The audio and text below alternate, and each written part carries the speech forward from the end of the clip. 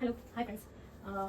ನಾನು ಇವತ್ತು ಒಂದು ರುಚಿಯಾದ ಮತ್ತು ಶುಚಿಯಾದ ಮತ್ತು ಆರೋಗ್ಯಕ್ಕೂ ತುಂಬ ಒಳ್ಳೆಯದು ನಮಗೆ ಪ್ರತಿದಿನ ತುಂಬ ಆಕ್ಟಿವ್ ಆಗಿರುವಂಥ ಪದಾರ್ಥಗಳನ್ನು ಎಲ್ಲ ಪದಾರ್ಥಗಳನ್ನು ಸೇರಿ ಒಂದು ಪೌಡರ್ ಮಾಡಿ ಅದನ್ನು ಒಂದು 2 ತಿಂಗಳ ಮಟ್ಟಿಗೆ ಇಟ್ಕೋಬಹುದು. ಅದನ್ನು ನಾವು ಪ್ರತಿದಿನ ಗಂಜಿ ರೂಪದಲ್ಲಿ ಒಂದು ಲೋಟ ಬೆಳಗ್ಗೆ ಆರಾಮ್ಸೆ ಒಂದು ಲೋಟ ಬೆಳಗ್ಗೆ ಕುಡಿದ್ರೆ ಇಡೀ ದಿನ ಖುಷಿಯಾಗಿರ್ಬೋದು. ಮತ್ತು ಏನು ಎನರ್ಜಿ ಬೇಕು ದೇಹಕ್ಕೆ ಆ ಎನರ್ಜಿನ ಕೊಡುವಂಥ ಆಹಾರ ನಾವು ಇವತ್ತು ತಯಾರು ಮಾಡ್ತಾ ಇದ್ದೀವಿ. ಏನಂತಂದರೆ ಫ್ರೆಂಡ್ಸ್, ನಾನು ಈ ಗ್ಲಾಸಿನ ಗಾತ್ರದಲ್ಲಿ 3 ಗ್ಲಾಸ್ ರಾಗಿಯನ್ನು ತೊಗೊಂಡಿದ್ದೀನಿ. ಓಕೆ, ಅದ್ರ ಜೊತೆಗೆ ನೋಡಿ, ಇದು ಅಂದರೆ ಹೆಸರುಬೇಳೆ, ಮಡಿಕೆ ಕಾಳು, ಓಟ್ಸ್ ತೊಗೊಂಡಿದ್ದೀನಿ 1 ಗ್ಲಾಸ್, ತೊಗರಿಬೇಳೆ ಮತ್ತು ಕಡಲೆಬೇಳೆ ಇದೆ ಅರ್ಧ ಗ್ಲಾಸ್ ಸಾಕು. ಓಕೆ, ಜೊತೆಗೆ ಇಲ್ಲಿ ಅಂತಂದರೆ ಕಳಂಗಣ್ಣಿನ ಬೀಜ, ಓಕೆ, ಆಮೇಲೆ ಏನೊಂದು ಗುರಾಳ್ ಬೀಜ ಅಂತ ನೋಡಿರಿ. ಓಕೆ, ಆಮೇಲೆ ಪಪ್ಪಾಯ ಹಣ್ಣಿನ ಬೀಜ, ಆಮೇಲೆ ಕುಂಬಳಕಾಯಿ ಬೀಜ ತೊಗೊಂಡಿದ್ದೀನಿ. ಆಮೇಲೆ ಇದರಲ್ಲಿ ಗಸಗಸೆ ಇಷ್ಟು ತೊಗೊಂಡಿದ್ದೀನಿ, 1 ಗ್ಲಾಸ್ ತೊಗೋಬೋದು. ಆಮೇಲೆ ಇದಕ್ಕಂತ ಬಿಳಿ ಎಳ್ಳು ತೊಗೊಂಡಿದ್ದೀನಿ, ನಟ್ಸ್ ತೊಗೊಂಡಿದ್ದೀನಿ ಸಣ್ಣ ಗ್ಲಾಸಿಂದ.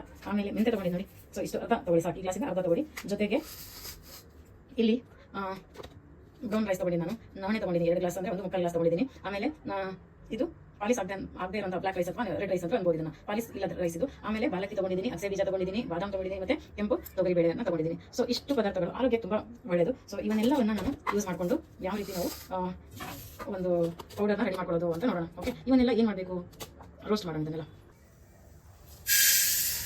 ಅಗಸೆ ಬೀಜ ಹಾಕೋಣ. ಅಗಸೆ ಬೀಜ ಚಟಪಟ ಅನ್ನೋವರೆಗೂ ಹುರಿಬೇಕು. ನೋಡಿ, ಅಗಸೆ ಬೀಜ ಸಿಡಿತಾ ಇದೆ, ಚಟಪಟ ಅಂತೇಳಿ. ಸೊ ಇದಿಷ್ಟು ಸಾಕಾಗುತ್ತೆ. ಮತ್ತು ಅದು ಯಾವುದೇ ಪದಾರ್ಥಗಳನ್ನು ನಾವು ಒಟ್ಟಿಸ್ಲಾರ್ದಂಗೆ ಹಿಂಗೆ ಕೈ ಆಡ್ತಾ ಇರಬೇಕು. ಸೊ ಸಾಕಿದು ನೋಡಿ, ಹಾಕಿದೆ ಒಂದು ಫ್ಲೇವರ್ ಬರುತ್ತೆ, ಅಂದರೆ ಒಂದು ಸ್ಮೆಲ್ಲೆ, ಅದು ಉರಿಯೋ ಟೈಮ್ನಲ್ಲಿ ಒಂದು ಸ್ಮೆಲ್ ಬರುತ್ತೆ. ಚೆನ್ನಾಗಿ ರೋಸ್ಟ್ ಹಾಕಿರೋ ಒಂದು ಸ್ಮೆಲ್ ಬರುತ್ತೆ. ಸಾಕಷ್ಟು, ನೀವು ಭಾಳ ಒತ್ತಬೇಕು, ಭಾಳ ಹೊತ್ತಿದನ್ನು ಬಿಡಬೇಕಂತೇನಿಲ್ಲ. ಜಸ್ಟ್ ನಿಮಗೆ ಒಂದು ಫ್ಲೇವರ್ ಬರುತ್ತೆ, ರಾಗಿ ಉರಿತಾ ಇರೋ ಟೈಮಲ್ಲಿ ಒಂದು ಸ್ಮೆಲ್ ಬರುತ್ತೆ. ಸೊ ಅದು ಬಂತಂದರೆ ಸಾಕು. ನೀವು ಒಲೆನ ಆಫ್ ಮಾಡಿ ಈ ರಾಗಿನ ಬೇರೆ ಕಡೆ ಟ್ರಾನ್ಸ್ಫರ್ ಮಾಡ್ಕೋಬಹುದು.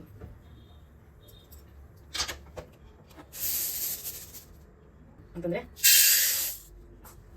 ಮೊಳಕೆ ಕಾಳು ಹಾಕಿದ್ದೀನಿ, ಹೆಸರು ಕಾಳು ಹಾಕಿದ್ದೀನಿ, ತೊಗರಿಬೇಳೆ ನ್ಯಾಚುರಲ್ ಆಗಿ ಅಂದರೆ ಮನೇಲಿ ಇರೋದನ್ನು ಹಾಕಿದ್ದೀನಿ, ಅಂದರೆ ನಮ್ಮ ಅಮ್ಮನವರೇ ಕಳಿಸಿರೋದು. ಕಡಲೆಬೇಳೆ ಸ್ವಲ್ಪ, ನಿಮಗೆ ಬೇಕಂದರೆ ಕಡಲೆಬೇಳೆನ ಹಾಕೋಬೋದು ಇನ್ನೊಂದು ಸ್ವಲ್ಪ. ಆಮೇಲೆ ಸ್ವಲ್ಪ ನಾನು ಕಡಲೆಬೇಳೆನ ಮತ್ತು ಇದನ್ನು ಕಡಿಮೆ ಮಾಡಿದ್ದೀನಿ. ಸೊ ಕೆಂಪು ತೊಗರಿಬೇಳೆನ ಹಾಕಿದ್ದೀನಿ. ಸೊ ಇವತ್ತು ನಾವು ನೀಟಾಗಿ ಹುರ್ಕೊಂಡ್ಬಿಡೋಣ. ನೋಡಿ, ಕಲಿಸ್ಬಾರ್ದು, ನೀಟಾಗಿ ಕಲಿಸ್ಕೋಬೇಕು.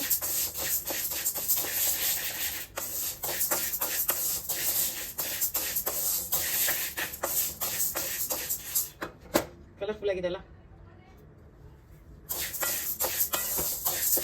ಈ ದಿನನಿತ್ಯದ ಬ್ಯುಸಿ ಲೈಫಲ್ಲಿ ನಾವು ಒಳ್ಳೆ ಆಹಾರನ ತಿನ್ನೋದೇ ಬಿಟ್ಬಿಟ್ಟಿದ್ದೀವಿ. ಅಂತಂದರೆ ಟೈಮ್ ಆಗಿದೆ, ಮ್ಯಾಗಿ ಮಾಡ್ಕೊಂಡ್ರೆ ಟೈಮ್ ಆಗಿದೆ, ಏನೋ ಒಂದು ಫಾಸ್ಟ್ ಫುಡ್ ಪ್ರಿಪೇರ್, ಅಂದರೆ ಏನು ಮಾಡ್ತೀವಿ ಅಂತಂದರೆ ಪುಳಿಯೋಗರೆ ತಿನ್ನೋದು, ರೆಡಿಮೇಡ್ ಫುಡ್ ಬೇಕಾಗುತ್ತೆ ಎಲ್ಲರಿಗೂ. ರೆಡಿಮೇಡ್ ಫುಡ್ ತಿಂದು ಮನುಷ್ಯ ಒಂದು ವಯಸ್ಸಲ್ಲಿ ಬಂದಾಗ ಆರೋಗ್ಯ ಕೆಟ್ಟು ಬರಲಾದ ರೋಗಗಳೆಲ್ಲ ಬಂದ್ಬಿಡ್ತಾವೆ ನಮಗೆ. ಹಾಗಾಗಿ ಹೆಣ್ಮಕ್ಳಾಗಿರೋ ನಾವು ಮನೆಯಲ್ಲಿ ಎಲ್ರಿಗೂ ಯಾವ ರೀತಿ ಹೆಲ್ದಿ ಫುಡ್ ಕೊಡಬೇಕು ಅನ್ನೋದನ್ನು ಯೋಚನೆ ಮಾಡಿ ಈ ಥರ ನಾವು ಭಾಳಷ್ಟು ಮಾಡೋಕ್ಕಾಗಲಾರ್ದೂ ಒಳ್ಳೆ ಆಹಾರನ ಅವರಿಗೆ, ನಮ್ಮ ಕುಟುಂಬ ನಮ್ಮ ಆರೋಗ್ಯ ಅಂತ ಹೇಳಿದ್ದು ನಾವೇ ಅವರ ಹೆಲ್ತನ್ನು ಕಾಪಾಡ್ಕೋಬಹುದು. ಸೊ ಬಾದಾಮ್ 1 ಗ್ಲಾಸ್ ತಗೊಂಡೆ. ಬಾದಾಮ್ ಆಲ್ರೆಡಿ ರೋಸ್ಟ್ ಆಗಿರೋದೇ ಓಟ್ಸ್ ಇದೆ. ಓಟ್ಸನ್ನು ನಾವು ಡೈರೆಕ್ಟಾಗಿ ಹಾಕ್ಬಿಡೋಣ. ಓಟ್ಸ್ನ ರೋಸ್ಟ್ ಮಾಡ್ಬೇಕಂತೇನಿಲ್ಲ, ಡೈರೆಕ್ಟಾಗಿ. ಸೊ ಬಾದಾಮ್ ಜೊತೆಗೇನೆ ನಟ್ಸ್ ಹಾಕೋಣ. ನನಗೆ ಇಷ್ಟೇ ನಟ್ಸ್ ಇತ್ತು, ನಿಮಗೆ ಬೇಕಂತಂದರೆ ವಾಲ್ನಟ್ಸ್ನ ಹಾಕೋಬಹುದು. ಉದ್ದಿನಬೇಳೆ 1 ಗ್ಲಾಸ್, ಅಂದರೆ ಚಿಕ್ಕ ಗ್ಲಾಸಿಂದ 1 ಗ್ಲಾಸ್ ಉದ್ದಿನಬೇಳೆನ ಹಾಕೊಳ್ಳಿ. ನಾವೆಲ್ಲ ಬೆಳೆಗೆ ಹಾಕಿದ್ದೆಲ್ಲ ಅವಾಗ ಹಾಕೊಂಡು ಹೊಂದಿದ್ವಿ ಮಾಡ್ತಿದ್ದೆ, ಅದಕ್ಕೆ ಡೈರೆಕ್ಟ್ ಇದರ ಜೊತೆಗೆ ಹಾಕೊತಾ ಇದ್ದೀನಿ. ಜೊತೆಗೆ ಅರ್ಧ ಗ್ಲಾಸ್ ಮೆಂತೆಕಾಳು ದೇಹಕ್ಕೆ ಒಳ್ಳೆಯದು, ಆರೋಗ್ಯಕ್ಕೂ ಒಳ್ಳೆಯದು ಮತ್ತು ತಂಪು ಸಹ. ತುಂಬ ಹೆಲ್ತ್ ಆದರೆ ನಾವು 4-5 ಮೆಂತೆಕಾಳು ಬಾಯಲ್ಲಿ ಇಟ್ಕೊಂಡು ಹಾಗೆ ಸುಮ್ಮನೆ ಇದ್ಬಿಟ್ರೆ ಸ್ವಲ್ಪ ಆದಮೇಲೆ ಅದನ್ನು ತಿನ್ನೋದು ನುಂಗ್ಬೋದು ಅಥವಾ ಉಗುಳು ಬಿಡ್ಬೋದು. ಅದು ದೇಹ ತುಂಬ ತಂಪು ಮತ್ತು ಆರೋಗ್ಯಕ್ಕೆ ತುಂಬ ಒಳ್ಳೆಯದು ಮೆಂತೆಕಾಳು. ಪ್ರತಿಯೊಂದು ಪದಾರ್ಥದಿಂದ ನಮಗೆ ಒಂದೊಂದು ರೀತಿಯಲ್ಲಿ ವಿಟಮಿನ್ ಸಿಗುತ್ತೆ, ಆರೋಗ್ಯಕ್ಕೂ ತುಂಬ ಒಳ್ಳೆಯದು. ಸೊ ಯಾವ ರೀತಿ ನಾವು ಅದನ್ನು ಯೂಸ್ ಮಾಡಬೇಕು ಅನ್ನೋದೇ ಗೊತ್ತಿರಲ್ಲ. ನಂತರ ಕುಂಬಳಕಾಯಿ ಬೀಜನ ಹಾಕ್ತಾಯಿದ್ದೀನಿ.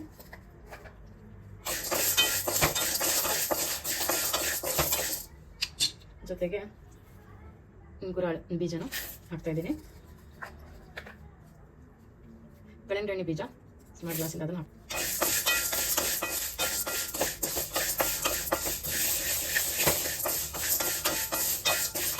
ನೀಟಾಗಿ ಮಿಕ್ಸ್ ಮಾಡಬೇಕು. ಈ ಸೀಡ್ಸ್ನ ನಾವು ತುಂಬ ತಾಳ್ಮೆಯಿಂದ ಹಣ್ಣು ತೊಗೊಂಬಂದು ಆ ಹಣ್ಣಿಂದ ಒಳಗಡೆಯಿಂದ ಬೀಜ ತೆಗೆದು ಆ ಬೀಜನ ನಾವು ಒಣಗಿಸಿ ತಿಂತಿದ್ವಿ. ಸೊ ಇದು ಯಾವ ಹಣ್ಣು ಅಂತ ನೀವೇ ಹೇಳಿ, ಯಾವ ಹಣ್ಣಿನ ಬೀಜ ಅಂತ ಹೇಳ್ಬಿಟ್ಟು ಕಮೆಂಟಲ್ಲಿ ತಿಳಿಸಿ. ಇದನ್ನು ಹಾಕ್ತಾ ಇದ್ದೀನಿ ನೋಡಿ. ನಾವು ಕಲ್ಲಂಗಡಿ, ಕುಂಬಳಕಾಯಿ, ಈ ಥರ ಪ್ರತಿಯೊಂದು ಹಣ್ಣಿನ ಬೀಜಗಳನ್ನು ಯೂಸ್ ಮಾಡೋದು. ತುಂಬ ಆರೋಗ್ಯ ಇರುತ್ತೆ ಅದರಲ್ಲೇ. ಹಣ್ಣಂತ ಬೀಜಗಳನ್ನು ನಾವು ಬಿಸಾಕಿರ್ತೀವಿ. ಸೊ ಆ ಬಿಸಾಕಿರುವಂಥ ಬೀಜಗಳನ್ನು ಪಾಲಿಶ್ ಮಾಡಿ ಅದ್ರ ಮೇಲಿಂದ ಸಿಪ್ಪೆ ತೆಗೆದು ತಂದು ಕೊಟ್ಟರೆ ಅದನ್ನು ನಾವು ಅದರ ದುಡ್ಡು ಕೊಟ್ಟು ಬೀಜ ತೊಗೊಂಬಂದು ತಿಂತೀವಿ. ಸೊ ಇದನ್ನು ಬಿಳಿ ಎಳ್ಳನ್ನು ಹಾಕ್ತಾ ಇದ್ದೀನಿ ನಾನು. ನೀವು ಯಾವುದಾದ್ರೂ ಎಳ್ಳು ಹಾಕೋಬೋದು, ಬಿಳಿ ಎಳ್ಳು ಅಥವಾ ಕರಿ ಎಳ್ಳನ್ನು ಹಾಕೋಬೋದು. ಲಾಸ್ಟಿಗೆ ಹಾಕ್ಕೊಳ್ಳಿ, ಅದು ಬೇಗ ರೋಸ್ಟ್ ಆಗುತ್ತಲ್ಲ.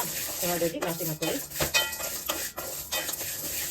ಇದೆಲ್ಲ ಆದ ನಂತರ ಒಂದು ತುಂಬ ಇಂಪಾರ್ಟೆಂಟ್ ಪದಾರ್ಥ ಅಂತಂದರೆ ದೇಹಕ್ಕೂ ತುಂಬ ಒಳ್ಳೆಯದು, ಆರೋಗ್ಯಕ್ಕೂ ತುಂಬ ಒಳ್ಳೆಯದು. ಆ ಪದಾರ್ಥನ ನಾನು ಹಾಕ್ತೀನಿ. ಸೊ ನೋಡ್ತಾ ಇರಿ, ಇದು ಸ್ವಲ್ಪ ರೋಸ್ಟ್ ಆಗಲಿ. ನಾನು ತುಂಬ ಲೋ ಫ್ಲೇಮ್ನಲ್ಲೇ ಇದನ್ನು ಹುರಿತಾ ಇದ್ದೀನಿ. ತಾಳ್ಮೆ ಬೇಕಷ್ಟೇ, ತಾಳ್ಮೆಯಿಂದ ಹುರ್ಕೊಳ್ಳಿ. ನಾನು ಸ್ವಲ್ಪ ಫಾಸ್ಟಾಗಿ ತೋರಿಸ್ತಾ ಇದ್ದೀನಿ, ಬಟ್ ನಾನು ತುಂಬ ತಾಳ್ಮೆಯಿಂದ ನಿಂತ್ಕೊಂಡು ನೀಟಾಗಿ ಹುರಿತಾ ಇದ್ದೀನಿ. ನೀವು ಏನಪ್ಪ ಬೇಗ ತೆಗಿತಿದ್ದಾರೆ ಅಂತ ತಿಳಿಬೇಡಿ. ನಾನು ವಿಡಿಯೋನ ಓಡಿಸಿ ಫಾಸ್ಟ್ ಮಾಡಿ ಅಥವಾ ನಾನು ಸ್ಕಿಪ್ ಮಾಡ್ತಾ ಇದ್ದೀನಿ. ತುಂಬ ತಾಳ್ಮೆಯಿಂದ ಇದನ್ನೆಲ್ಲ ಹುರಿತಾ ಇದ್ದೀನಿ.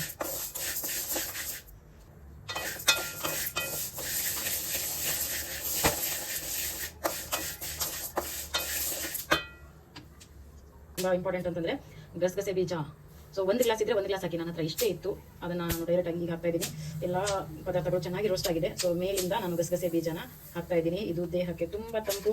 ಬಿಸಿಲುಗಾಲದಲ್ಲಿ ಗಸಗಸೆ ಬೀಜ, ಗಸಗಸೆ ಪಾಯಸ ಮಾಡಿ ಕುಡೀರಿ. ಜೊತೆಗೆ ಗಸಗಸೆ ಬೀಜದ ಜ್ಯೂಸ್ನಲ್ಲಿ ಹಾಕ್ಕೊಂಡು ಕುಡಿಬೇಕಂತಲೂ ಏನಿಲ್ಲ, ನೀವು ಮುದ್ದೆ ಮಾಡ್ಕೊಂಡು ತಗೋಬೋದು.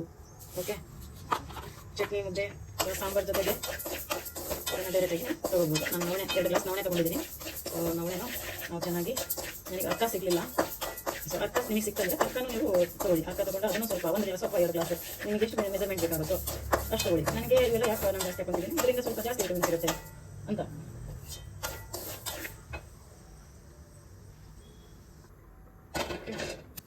ಬ್ರೌನ್ ರೈಸ್ ಅಂತ ಇದಕ್ಕೆ ಬ್ರೌನ್ ರೈಸನ್ನು ಹಾಕೋಣ.